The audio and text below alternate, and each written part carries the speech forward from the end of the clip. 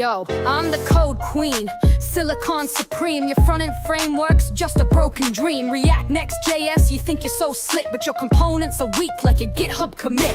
Wouldn't give my number if prod was at stake. Your deployment pipeline's as fake as your take. You can't handle me one way or another. Your code is so disgusting, wouldn't even say hi to your brother. Your React site got funded by investors, bunch of suckers. Your future full of entire refactors. Your React site crashed on site. My vanilla code shines bright. No digits for you tonight. Code like a girl, crush your whole world. Your tech stack's a joke, your coding skills broke. Try to get my number, I return 404. You glorified plumber, just a code 304. Haskell functional, more like dysfunctional. Your pure functions are pure assumptions. You use Rust like it's peak, but still leak that heap. Your pants scream junior dev, you're a script kiddie cheat. Tech streamers got your brain hallucinating, while your codes are shallow as your GitHub rating. You watch the Primer-Gen thinking you're so cool, but your Vim config's your only tool. Your Docker containers are like your game, empty inside and nobody to blame. You flex those stars like they mean something, but your 4 count shows you ain't done nothing. Your Vim skills are like your bedroom game. Lots of fingers moving, but it's all the same. WQ is all you know how to do, while I'm here with macros, leaving you blue. Your muscle memory's stuck on HJKL. You code like you're dating life, going straight to hell. Code like a girl, crush your whole world. Your tech stack's a joke, your coding skills broke. Try to get my number, I return 404. Code 304. Welcome in, everyone. TypeScript declarations got your head spinning. Almost ready. Your dating life's like your test failing. Your state management is your relationship status. Complicated, broken, sexless. Memory leaks ain't your biggest trouble. Your ego's inflated and your skills rubble. I don't date no scrubs, you fool. Not even worth my memory pool. Telling me Rust has safe memory existence. I'd rather practice a life of abstinence. I know it feels like you're spreading your seed when you npm install everything you've seen. All you're doing is proving I'm right. Your code is a disease-ridden blight. I'd rather react to the itch from a real STD, not the fake crabs from your rusty code, little bitch. Unlike C, drop the mic, I'm out. Coding's my art. Your dev crush just tore you apart. Keep your npm start and your medium post, while I'm out here turning your code into roast. Good timing.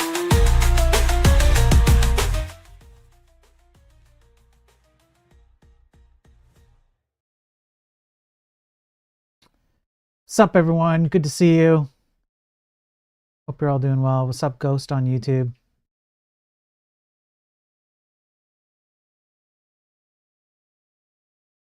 Welcome everyone on X and Rumble and LinkedIn and all that, all the different platforms.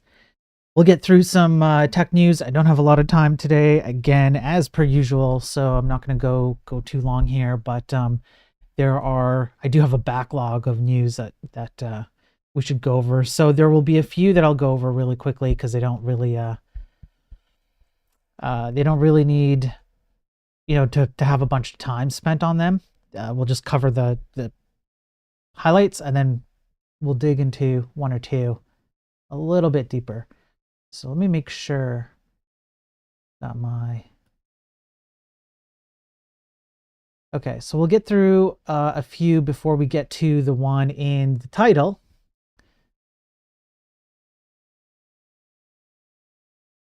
What's up, Gare Games on Twitch? Good to see you. Travis, good to see you. Laughing Panda, good to see you. Ghost on YouTube, good to see you. Welcome in, everyone. So the first one I have is this was from a few days ago, where if you're in India, boy, do I have good news for you. Boy, oh boy, do I have good news for you. Okay. If Shreyas was around, if only Shreyas was around, I could make my Indian joke, but I fear it's too racist. But it has something to do with Indian tech support, okay? And that's all I'm going to say. According to Bloomberg, India is set for a surge in tech startup IPOs valued at around $100 billion by 2027. That's a lot. That's essentially the article. That's it. Okay. But this could be, depending on your perspective, this could be a bad thing or it could be a good thing or somewhere in between. It could be a bad thing because if you consider how much we like to outsource our tech work to companies like India, but not just India, this might be a sign of the direction that things are headed in. However, if you are in India and you're in tech, you might have a really good time coming up. So shout out to all the Indian tech bros who might be making bank, while we beg over here. All right. So there you go. I thought this one was really interesting. I had to read this one a couple of times when it came out a few days ago, and it has to do with Verizon. So let me zoom in on this one. All the outsourcing to India have resulted in the lowest quality code I've ever had to clean up. Listen, I will not publicly make any statements about the code quality of outsourcing code to other nations. Okay, I'm not going to make any public statements. You can have good code come out of outsourcing. It's possible.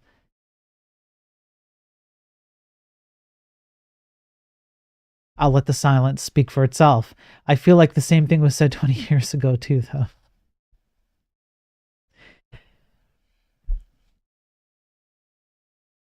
I can't get into it. Look, I can't get into it, all right? So here, hacking the call records of millions of Americans. We're just going to get into it. Hey, Pure, good to see you on Twitch. So this was a really interesting article. I won't read it all, but if you look up if you just look up the title, if you just Google the title, it's from Evan Connolly, and the article goes over how a Verizon call filter iOS app was used to leak call history logs of Verizon wireless customers. And this person actually broke down the details, how it worked, which is not something you see very, very often. Normally, I just cover the news like after something has been, utilized in a nefarious way. You don't normally see how it was done. And so they explain how they did it. And they essentially used a JSON Web Token authorization and bearer scheme and kind of maneuvered or adjusted the HTTP calls so that they could dump the data, like the call log data from Verizon about a particular customer that they were targeting. So by doing that, you could get all kinds of information about someone that you probably do not want out there. Now, this one was a good news one, okay? Unlike yesterday, which was just a depressing tech news.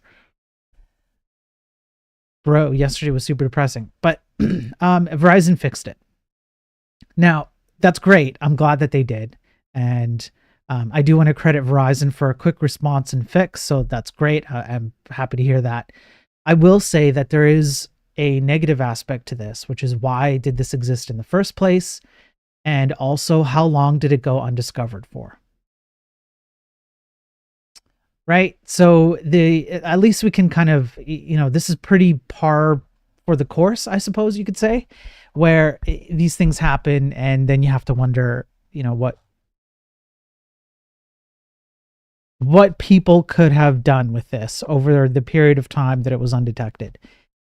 But again, just to be clear, I'm glad Verizon got on this one and fixed it. I will say it's the ones you don't hear about. Those are the ones you should be afraid of.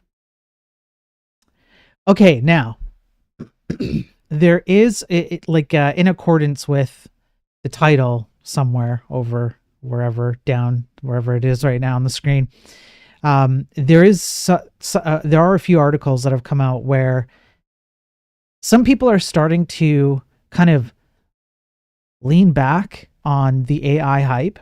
So the Microsoft CTO, Kevin Scott, said that AI will generate 95% of code within 5 years. He said AI would not replace software engineers, but transform their role. Now, I don't know about you, but I have kept hearing that AI is going to replace engineers. But now the message is kind of changing. And to that end, I also have this one here. I was just reading the Reddit posts in response to that. But if I just if I pull up the article here, right here, Sam Altman says AI will make coders 10x more productive, not replace them. Even Bill Gates claims the field is too complex. So I don't know. It seems like there's starting to be a shift in the tone about the capabilities of AI. I still think that these claims that it's going to make coders 10x more productive, or 90 to 95% of code will be generated by AI and then supervised by, a software engineer. I still think these are out to lunch. I still think they're too aggressive in terms of the messaging. I don't think that's what's going to happen. However, I am happy to see that the tone is changing and that people are realizing that there are limits to AI. And there are certain cases where AI is very useful. And then there are, I would say, many, many cases where it's not. Will we see more useful cases as time goes on? Yes, I think we will. I think we have yet to discover the full suite of use cases where AI will be beneficial or outperform a human in some capacity. I think that's pretty much inevitable. But I do not see some kind of massive number like 95% of code or 10x production output. I just don't see that. But I do think that there's a tone shift, and I'm glad. I'm glad that there's a tone shift. I think people are starting to realize the limitations of AI. So this to me is kind of good news, even though I still think the claims are wild. Yeah, a Ghost on Twitch, it makes them 1.01x productive. I'm sure it'll be 10x soon. Yeah. Now, there are two associated articles. Let me put this one over here. And let me pull up this one here. Okay. This one came out yesterday-ish. Meta got caught gaming AI benchmarks. With Llama 4, Meta fudged benchmarks to appear as though its new AI model is better than the competition. Huh.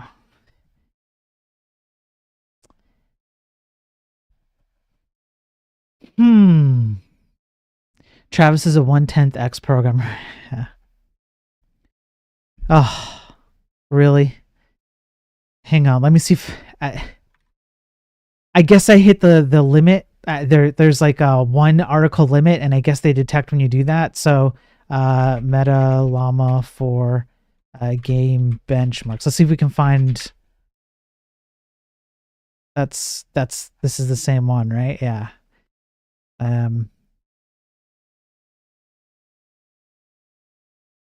Crap. Well, I can't find another article.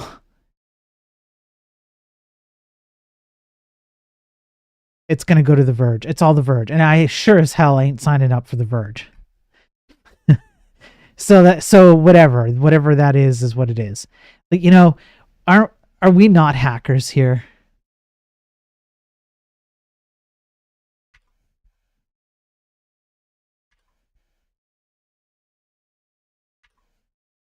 Are we not hackers? Let me see if I can. I think I have to put an overflow.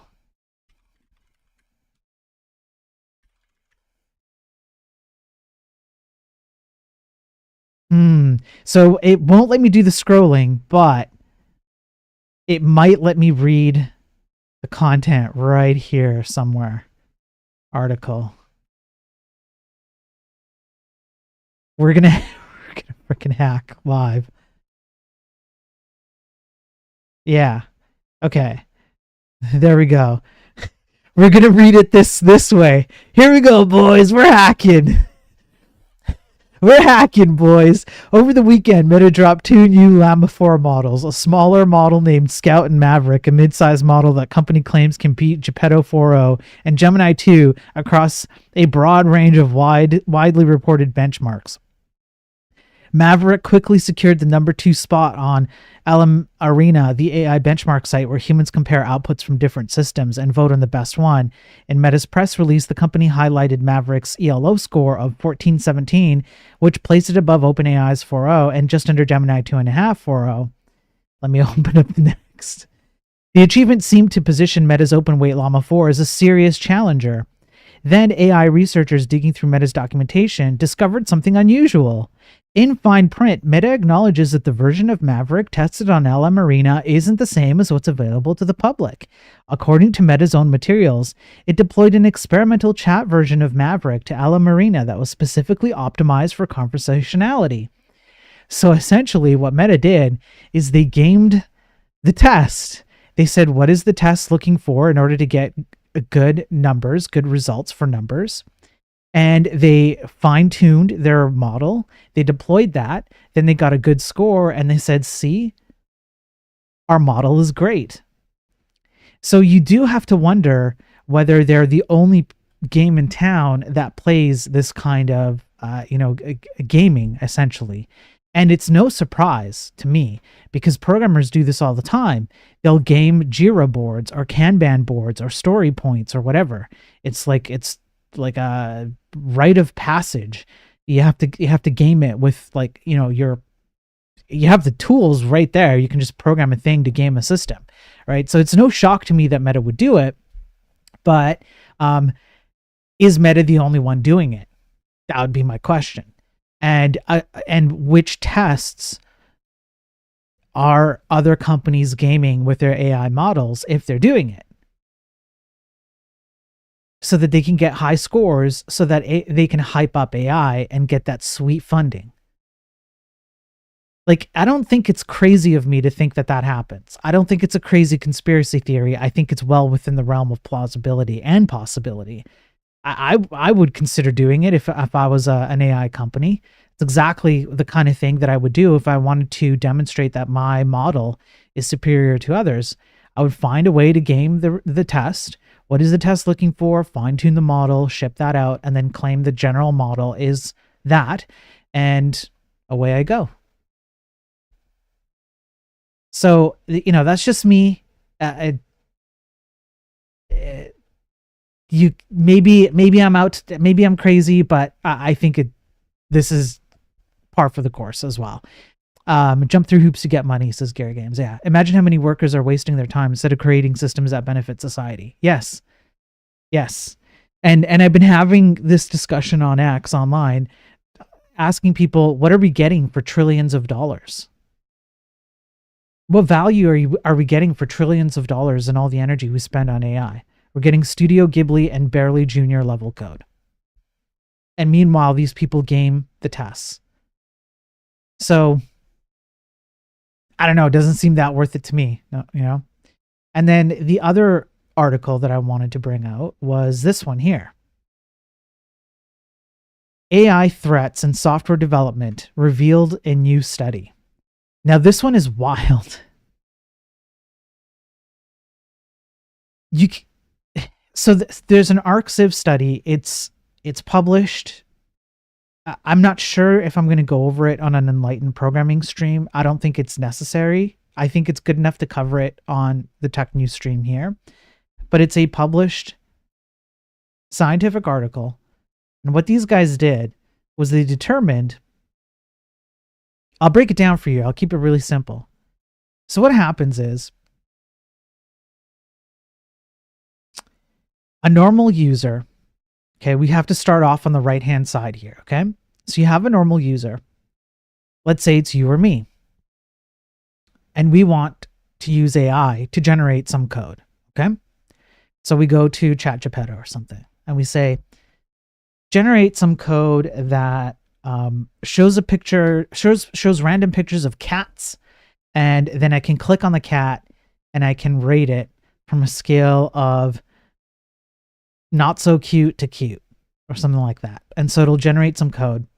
And regardless of whether you use Python or Node with npm or Rust crates or PHP Composer, etc., it doesn't matter. There's usually a centralized package repository involved in the code base. So the AI will spit out some code and it'll say, well, here's the code to do your like cat Tinder, I don't know, whatever the hell ever.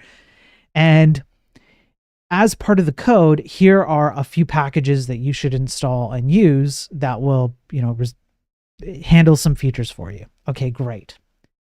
However, the issue is that the package doesn't actually exist. Or I should be clearer than that. That was kind of ambiguous. The AI will generate packages that you need to install, and some of those packages are hallucinated. They do not exist. They are not real packages. Literally, the AI system will come up with fake packages that it thinks should fit the needs of the code base you're trying to generate over here on the right-hand side. What that means is that somebody who can correctly prompt, it's honestly not that hard, can correctly prompt an LLM to do the same thing that a normal user would do, a normal programmer would do, can discover which of these packages are hallucinated because they can essentially have the LLM re-hallucinate those packages. And then what do you think the malicious user will do? Can anyone guess? What would you do if you knew there was a fake package that an LLM hallucinated, but other people... Yeah, you make the package. Garrett Games won. You make the package. And what do you think is in that package, Garrett Games?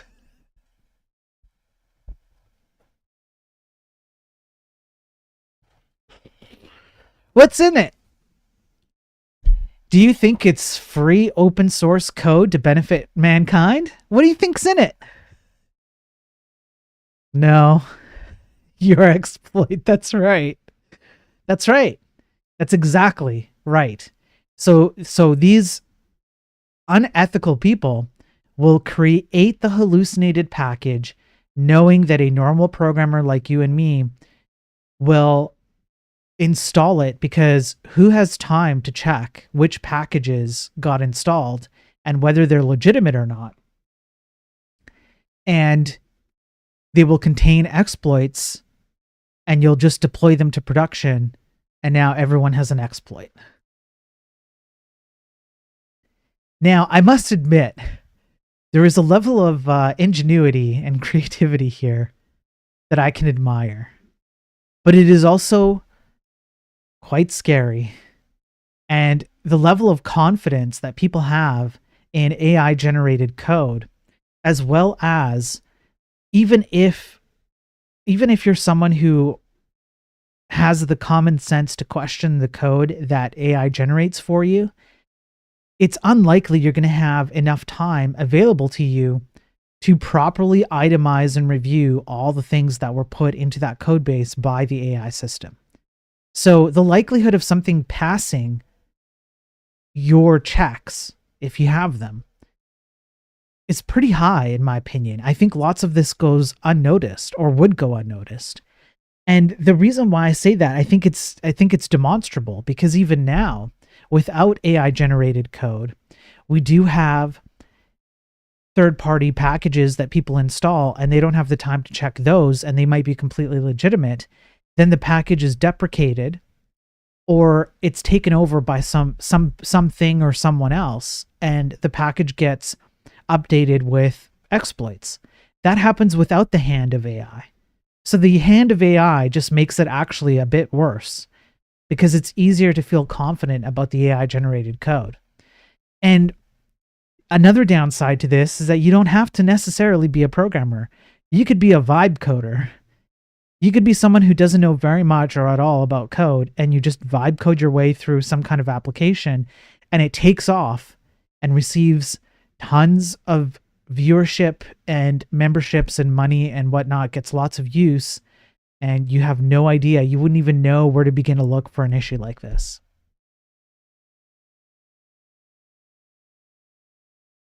So there you go. On that note, I'll leave you with that.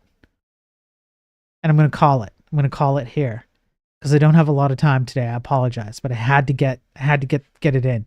I still have a backlog of other news articles to go over, but I just simply do not have the time. So I apologize. I can't do it. I want to, but I can't.